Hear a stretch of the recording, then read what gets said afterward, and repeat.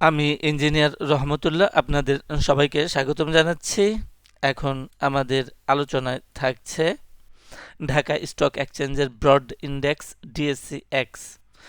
আমরা যেমনটা দেখছি যে দীর্ঘদিন যাবৎ মূলত ডিসেম্বর থেকে এ পর্যন্ত আমাদের মার্কেট সাইডওয়েজে আছে, নিচে আছে ৫,১১০, উপরে ৫,২৫০ অ্যাপ্রক্সিমেটলি এরকম আছে। এবং আমরা দেখছি যে মার্কেট বেয়ারিশ আছে। পার্টিকুলারলি গত ৩ কার্যদিবসে আমরা দেখি যে দিনের শুরুতে যে হাই তৈরি করে সেটা দিন শেষে আর রাখতে পারছে না। এই যে পারছে না, এটাই ইনএবিলিটি, এইটাই বেয়ারিশনেস। এখন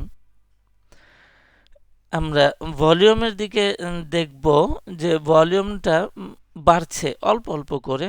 আমাদের মার্কেট যেহেতু অত্যন্ত লো ভলাটাইল, অত্যন্ত এবং লো টার্নওভারের একটা মার্কেট, সুতরাং এখানে খুব বেশি জেনারেল ইন্ডেক্সে প্রতিফলন মানে পার্থক্যটা খুব বেশি প্রতিফলন হচ্ছে না।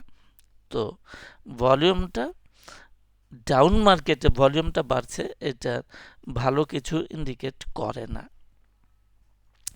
বিষয়টা বোঝার জন্য আমরা একটু লোয়ার টাইম ফ্রেমে আসলাম।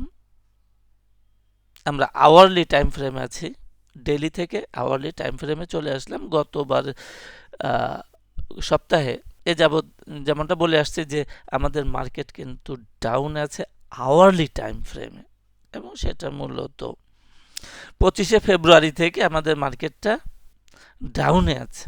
এবং মজার বিষয় হলো যে 29শে জানুয়ারি থেকে যে আপট্রেন্ডটা শুরু হয়েছে, সেই আপট্রেন্ডটা কিন্তু এখনো ডেইলিতে বজায় আছে, যার কারণে আমরা বলতেছি যে 29শে জানুয়ারি থেকে ডেইলিতে আপট্রেন্ড আছে। সেই আপট্রেন্ডটা এখনো নিঃশেষ বা বাতিল হয়ে যায় নাই আওয়ারলিতে কারেকশন সৃষ্টি হওয়ার ফলে। আওয়ারলিতে যেমন ডাউন আছে, ডেইলিতে এখন আপট্রেন্ডটা ভ্যালিড আছে। সেই জন্য ওঠানামাটা আছে, কিন্তু ব্যাপক আকারে কিছুই হচ্ছে না। এবং আমরা আরেকটু দৃষ্টি দিলে দেখব যে এখানে একটা রেজিস্ট্যান্স ছিল ৫,২৩১, এবং এই রেজিস্ট্যান্সটাকে কিন্তু ভেঙে উপরে স্থায়িত্ব লাভ করতে পারে নাই। এই যে পারে নাই, এইটাই ইনএবিলিটি, এইটাই বিয়ারিশনেস। এখন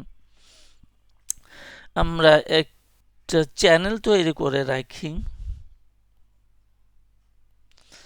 তো চ্যানেলটা এরকম ডেইলি টাইম ফ্রেমে আছে। এখন আমাদের একটা সেন্টার লাইন ড্র করলে মন্দ হয় না।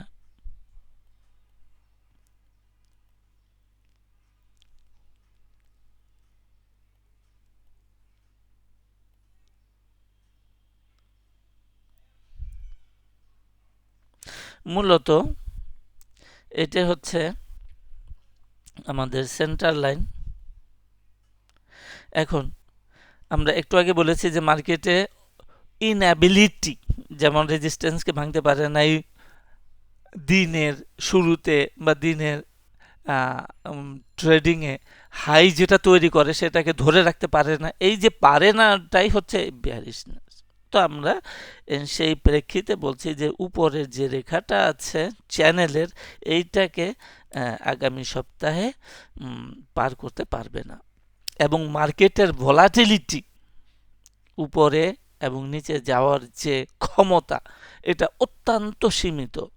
এবং আমাদের মার্কেটের যে ডেইলি টার্নওভার ৪০০-৫০০ কোটি টাকা, আমাদের টোটাল মার্কেট ক্যাপিটালাইজেশনের তুলনায় অত্যন্ত অত্যন্ত কম।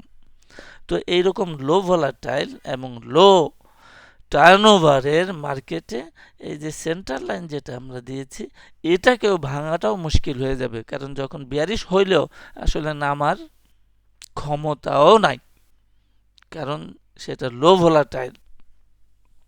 তাহলে আমরা মোটামুটিভাবে এই ডাউন চ্যানেলের উপরটা ভাঙতে পারবে না, নিচেরটা পর্যন্ত এই প্রথম ভাগের মধ্যেই আমাদের মার্কেট থাকবে বলে আশা প্রকাশ করছি।